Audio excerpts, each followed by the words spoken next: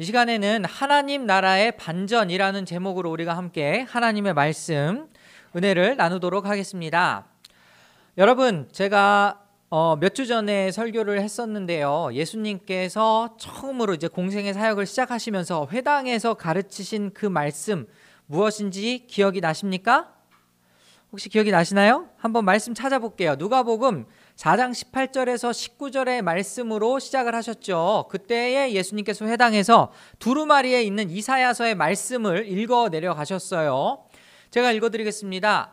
주님의 영이 내게 내리셨다. 주님께서 내게 기름을 부으셔서 가난한 사람에게 기쁜 소식을 전하게 하셨다. 주님께서 나를 보내셔서 포로된 사람들에게 해방을 선포하고 눈먼 사람들에게 눈뜸을 선포하고 억눌린 사람들을 풀어주고 주님의 은혜의 해를 선포하게 하셨다.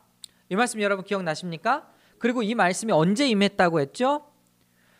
오늘 임했다고 예수님이 말씀하셨습니다. 그래서 제가 그때 설교하기를 여러분에게도 오늘 그 말씀이 임했느냐 이렇게 말씀드린 적 있죠? 그래서 죄에서 자유를 얻는다 이런 것도 여러분에게 설명을 드렸었고, 그래서 이제 여러분 그 맥락에서 오늘 말씀을 이해해야지, 안 그러면은 이 말씀을 오해하기가 굉장히 쉽습니다. 자칫하면 이 복 있는 사람과 또 화를 입은 사람들이 이렇게 하면 복을 얻겠구나, 이렇게 하면 화를 입겠구나, 이렇게 오해를 할 수 있기 때문이에요. 그러나 오늘 본문의 말씀은 그런 게 아니고요.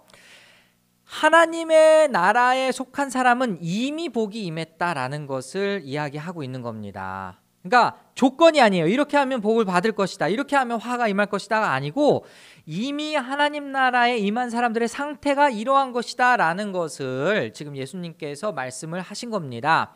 본문은 특별히 마태복음 5장에서 7절, 마태복음 5장에서 7장까지 산상수훈과 비교가 되기도 하는데요. 산상수훈은 뭐냐면은 산 위에서 설교하신 거예요. 말 그대로 산상수훈. 그럼 오늘은 어디서 설교했을까요? 평지에서 설교했습니다. 17절 보니까 예수께서 그들과 함께 산에서 내려오셔서 평지에 서셨다, 이렇게 시작을 하고 있죠.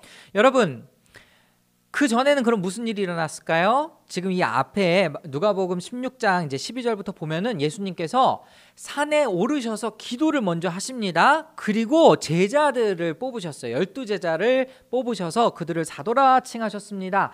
그리고 나서 산에서 내려오셨어요.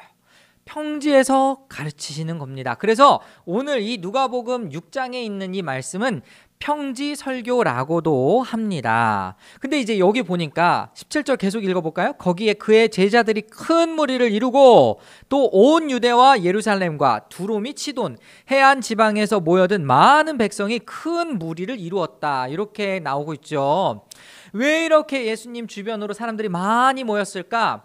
그것은 예수님께서 병을 고치는 기적도 행하시고, 그리고 귀신 들린 자의 그 귀신도 내쫓으시고, 이런 여러 가지 놀라운 일들을 행하시니까 사람들이 많이 몰려든 거예요. 근데 여기서 보면은 또 특별히 두로와 시돈 지방에서 온 사람들도 있었습니다. 여러분, 두로와 시돈은 이방 지역이거든요. 근데 예수님의 이름이 그만큼 이 사방으로 퍼졌구나라고 생각하시면 됩니다. 그래서 수많은 사람들이 몰렸어요. 왜 몰렸느냐? 다시 말씀드리지만 18절 보실까요? 그들은 예수의 말씀도 듣고 또 자기들의 병도 고치고자 하여 몰려온 사람들이다. 악한 귀신에게 고통을 당하던 사람들은 고침을 받았다. 온 무리가 예수에게 손이라도 대보려고 애를 썼다. 예수에게서 능력이 나와서 그들을 모두 낫게 하였기 때문이다. 지금 18절과 19절은 사실상 예수님께서 지금까지 사역을 하시면서 어떤 열매들을 맺으셨는지, 어떤 행동을 하셨는지에 대해서 아주 간추려서 보고를 하는 것처럼 지금 우리에게 전해주는 거거든요. 자, 그렇다면은 여러분, 제가 오늘 설교 딱 시작할 때 누가복음 4장에 있었던 그 말씀, 예수님께서 두루마리를 펼치시면서 이 말씀이 오늘 너희에게 이루어졌다, 응하게 되었다라는 말씀 여러분 기억하시죠? 그 말씀이 정말 응했습니까? 안 응했습니까? 정말로 이루어졌죠. 지금 이루어지고 있죠. 자, 그러면은 하나님 나라가 이미 왔습니까? 안 왔습니까? 하나님 나라는 이미 왔죠. 그죠? 그럼 이제 그 맥락에서 오늘 본문의 말씀 이제 본격적으로 20절부터 한번 살펴보자는 거예요. 여러분이 마태복음을 보시면은 8복, 8가지 복이 있습니다. 뭐 심령이 가난한 자는 복이 있나니 뭐 이렇게 시작하는 거 여러분 뭐 기억하실 거예요. 오늘 본문은 조금 특이합니다. 그거랑 비슷한 것 같으면서도 약간은 달라요. 뭐냐면은 4가지 복과 4가지 화가 있습니다. 자, 그러면 일단 여러분에게 질문을 던져볼게요. 지금 20절부터 23절까지 보시면은 24절에는 그러나로 시작하고요. 20절부터 23절까지는 이제 한 절씩 그 한 가지씩에 대한 복이 나와 있거든요. 20절을 보니까 가난한 사람들은 복이 있답니다. 그리고 21절에는 굶주리는 사람들은 복이 있고요. 그리고 22절에는 박해하는 사람들, 박해받는 사람들, 네, 그런 사람들이 지금 복을 받을 것이다. 뭐 이렇게 지금 이야기를 하고 있습니다. 근데 이제 여러분 한번 보십시오. 그리고 21절에 슬피 우는 사람들도 있죠. 여기에서 어떤 게 강조되고 있냐면은 사실 지금이라는 단어가 강조되고 있는 거거든요. 지금 가난한 너희들은 복이 있다. 지금 슬피 울고 있는 너희들은 복이 있다. 지금 굶주리고 있는 너희들은 복이 있다. 지금 핍박받고 있는 너희들은 복이 있다. 이렇게 얘기하는데 이게 복으로 와닿습니까? 여러분 이거 한번 생각을 해보셔야 돼요. 지금 여러분이 가난한 상태, 굶주린 상태, 그리고 애통해하고 있는 상태, 그리고 핍박받고 있는 상태라면 정말 그게 복받고 있는 상태라고 얘기할 수 있겠어요? 아니죠. 솔직히 말해서 아니잖아요. 오히려 부잣집에 살고 있는 애가 더 복받은 애처럼 보이잖아요. 실제로 우리는 야, 너는 얼마나 복을 받아서 그런 집에서 살고 있냐 뭐 이런 말을 할 수도 있겠고 그렇잖아요. 근데 여기에서 지금 말씀하신 예수님의 복들은 사실 우리가 오늘날 이야기하는 복과는 상당히 거리가 있게 느껴집니다. 그러면은 이게 도대체 왜 복이냐는 거예요. 왜 복이냐? 예수님이 말씀하신 그 복의 이유를 한번 볼까요? 20절을 보면은 하나님 나라가 너희의 것이기 때문에 복이 있고요. 21절을 보면은 배고픈 사람들은 배가 부르게 될 것이기 때문에 복이 있고요. 슬피 우는 사람들은 나중에 웃게 될 것이니까 복이 있고요. 그죠? 핍박받는 사람들은 어떻게 됩니까? 23절 보니까 그날에 기뻐하고 뛰어놀아라. 하늘에서 받을 너희의 상이 크기 때문이다. 이렇게 얘기합니다. 자, 이 복은 현재형입니까? 미래형입니까?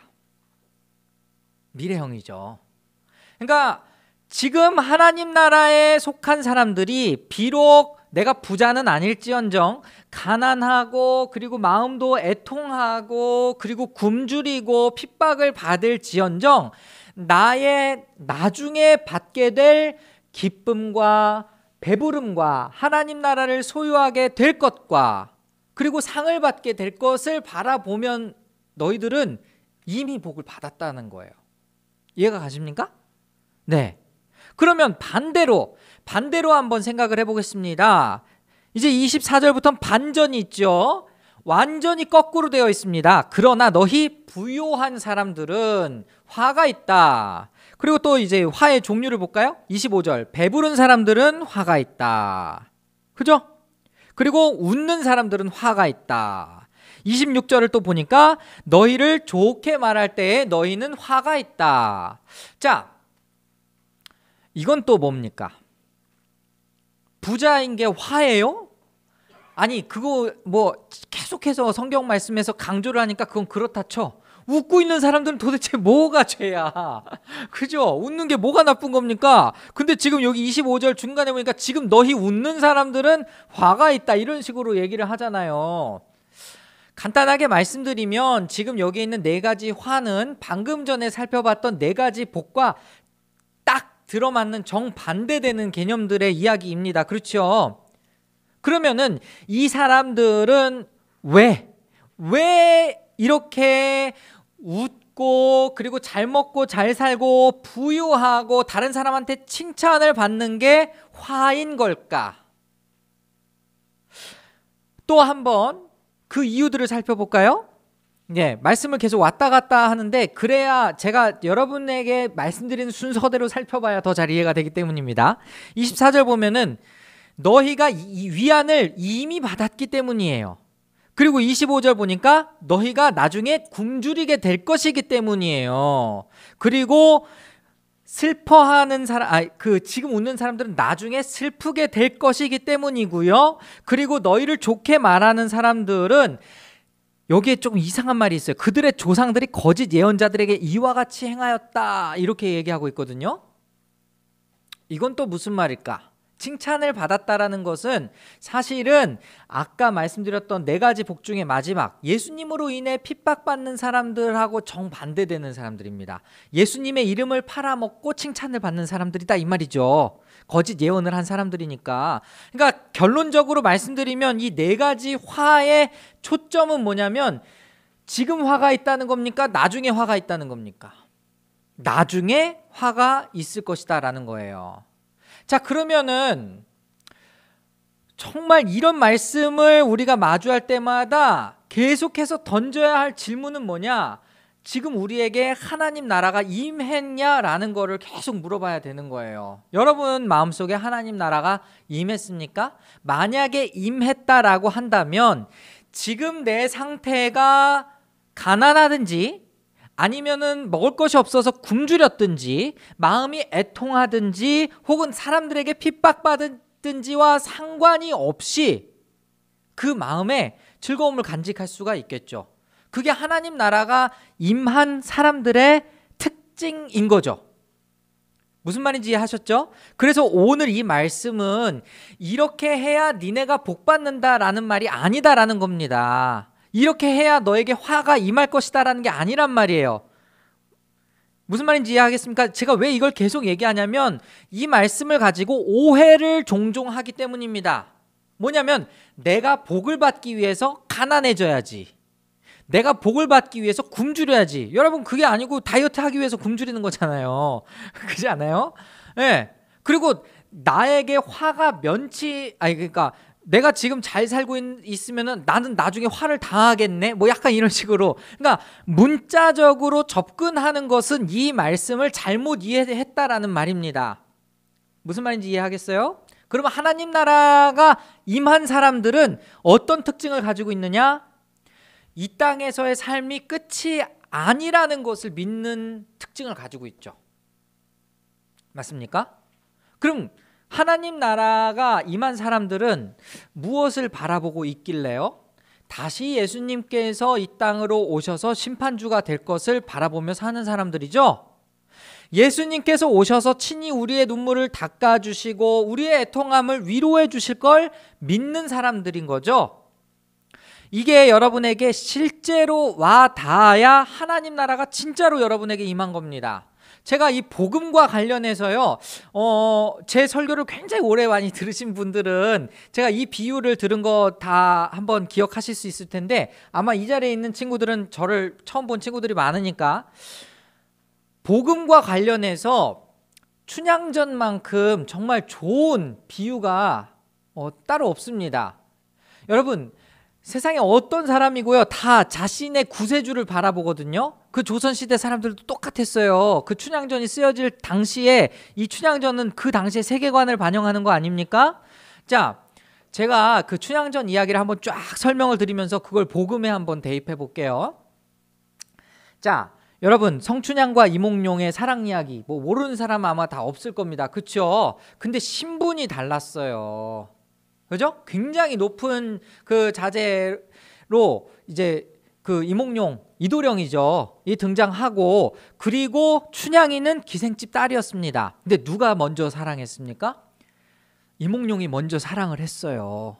그죠? 그래서 둘이 결혼을 공식적으로 올린 것은 아니지만 둘이 이제 부부가 되기로 했습니다. 근데 갑자기 이제 이 이몽룡이 한양으로 가게 되었어요. 원래 그들이 이루어진 그 사랑이 이루어진 배경은 남원이지 않습니까? 근데 이제 갑자기 한양으로 가게 되니까 이 이몽룡이 이도령이 춘향이에게 약속을 했죠. 내가 반드시 다시 돌아오겠다. 그죠? 그리고 갔습니다. 그 사이에 누가 옵니까? 변사또가 등장합니다. 그 변사또가 계속해서 나에게 수청을 들라 뭐 이렇게 하는데 아주 그 춘향이가 끈덕지게, 그죠? 끈덕지게 자신의 정절을 지키죠. 그러다가 이도령이 돌아왔는데 어떤 상태로 돌아옵니까? 거짓골로 돌아왔어요. 네, 거짓골로 돌아오니까 장모였던 그 월매였나 이름이? 네, 그 장모도 완전히 너 이 자식아 왜 그렇게 오냐 막 이러면서 막 핍박을 하지만 그럼에도 불구하고 그 수청을 거절해서 핍박받고 매 맞았던 그 춘향이, 감옥에 갇혀있던 춘향이가 그럼에도 불구하고 끝까지 이도령을 믿어주죠. 그 나중에 어떤 스토리로 됩니까? 암행어사 출도요 함으로 해피엔딩 스토리가 되죠. 모든 그 눈물을 이도령이 다 닦아주고 둘이 함께 해피엔딩, 행복하게 오래오래 잘 살았답니다. 이렇게 다 끝나잖아요. 자, 그럼 이거를 우리 복음의 스토리로 한번 대입해 보겠습니다. 이도령은 예수님이에요. 춘향이는 우리들이고요. 네? 똑같아요. 예수님이 신랑, 하나님의 백성은 신부. 똑같지 않습니까? 스토리 완전히 똑같습니다. 그리고 약속을 주고 갔어요. 내가 다시 돌아오마. 그것도 똑같죠. 예수님이 이 땅에 전해지지 않았던 시대예요. 참고로 말씀드리면 성경을 패러디한 게 아닌데 제가 다시 말씀드리지만 이 이야기의 이면에는 그런 구원자가 오기를 바라는 백성들의 마음이 있었겠죠. 그런데 지금 이 춘향이의 모습이 어떻습니까? 수많은 핍박과 환난과 어려움을 만나도 계속해서 정절을 지켰습니다. 왜요? 나중에 내 진짜 남편이 돌아와서 이 모든 것을 반전시켜 놓을 것을 믿었기 때문에. 그럼 괴롭기만 했을까? 육체적으로는 괴로웠지만은 아마도 제가 생각하기에 이 춘향이의 마음속에는 그 남편을 다시 만날 기대감, 그 남편이 모든 것을 갚아줄 것이라는 그 약속, 이걸 마음에 간직하면서 소망을 하면서 기다렸을 것 같아요. 그렇지 않습니까? 네. 그런데 정말 가장 극심한 시험은요, 제가 생각했을 때는 변사또가 시험이 아닌 것 같아. 변사또가 와서 수청을 들라 거절했어. 근데 기다렸던 이도령의 모습이 내가 기대했던 이도령의 모습이 아니었던 거예요. 그럼에도 불구하고 어떻게 했습니까? 약속을 기다렸죠. 약속을 굳게 믿었죠.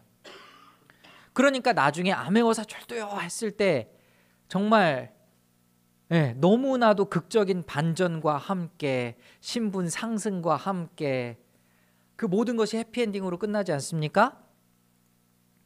미래를 기다리는 사람이 그렇다라는 거예요.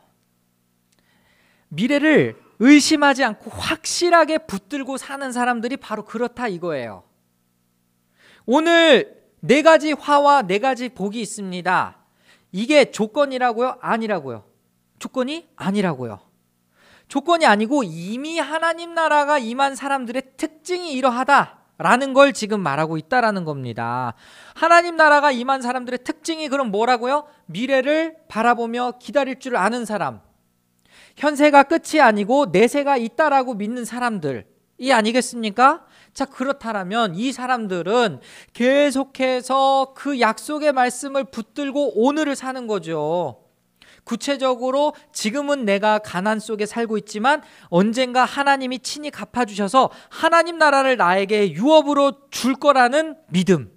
지금은 내가 애통하고 슬퍼하고 아파하고 있지만 하나님께서 나를 위로해 주실 것이라는 그러한 믿음.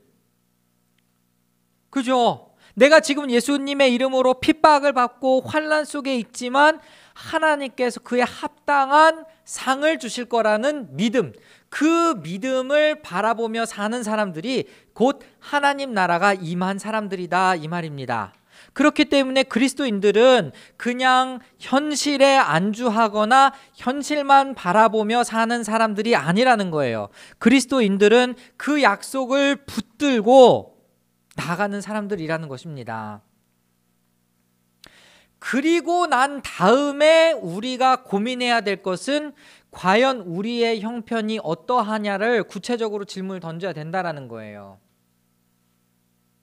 가난한 사람들이 내가 끝까지 가난할지 혹은 더 잘 살게 될지, 이 땅에서 어떤 삶이 펼쳐질지는 잘 모르겠지만 하나님 나라 백성이라면 가난하게 사는 게 전혀 억울한 것은 아니죠.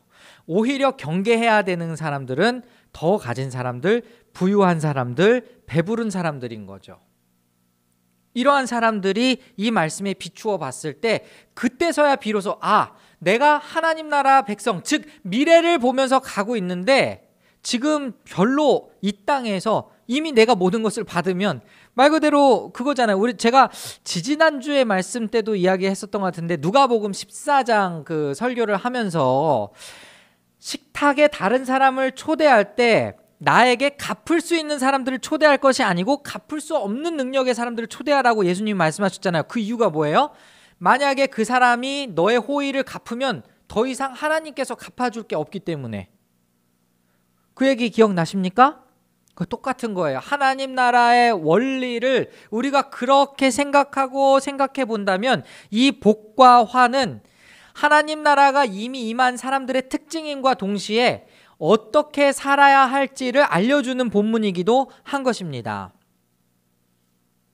그럼 이제 여러분의 삶에 구체적으로 이 하나님 나라가 임했는가 안 임했는가 어떻게 확인할 수 있을까요? 적어도 하나님 나라가 임한 사람들은 내 주어진 환경과는 상관없이 소망 가운데 거하는 사람인 줄 믿습니다. 그렇지 않습니까? 오늘 본문의 말씀에 의하면 분명히 이 복이 임한 사람들은 나중에 하나님이 갚아주실 거라는 그 믿음을 갖고 사는 사람들이에요. 지금은 내가 가난할지 모르지만, 지금은 내가 조금 부족하고 연약할지 모르지만 하나님이 갚아주신다는 생각을 하니까 오늘의 삶에 별 큰 걱정이 없는 겁니다. 별 큰 걱정이 없다라는 표현보다는 그것에 대해 크게 염려를 하지 않는다라는 거예요. 크게 개의치 않는다라는 거예요. 있으면 있는 대로, 없으면 없는 대로 그렇게 유연한 삶을 사는 것이죠. 그게 여러분 어떻게 연결이 되는 줄 아십니까? 죄에서 자유를 얻게 한다라는 말씀과 또 똑같이 연결이 됩니다. 왜요? 세상은 계속해서 물질 만능주의를 요구하고 있거든요. 물질만이 전부다라는 것을 계속해서 요구하고 있거든요. 근데 그것이 없어도 살 수 있다라는 삶의 원리를 이 하나님 나라를 통해서 가르쳐 주는 거예요. 네가 그것이 없다 할지라도 너는 충분히 살 수 있어. 그래서 적극적으로는 또 어떤 찬양이 그래서 나온다고요? 주님 한 분만으로 나는 만족해. 이렇게 주님 한 분만으로 나는 만족해. 이 찬양 아시죠? 그게 그냥 괜히 나오는 게 아닙니다. 하나님 나라의 백성이 되고 보니까 이제 다른 것은 별로 중요하지 않게 되었다라는 것입니다. 오히려 진짜 중요한 가치가 무엇인가? 이 땅에는 없다. 하늘나라에 있다. 하나님 나라에 있다라는 것입니다. 오늘 이 말씀을 정리해 보겠습니다.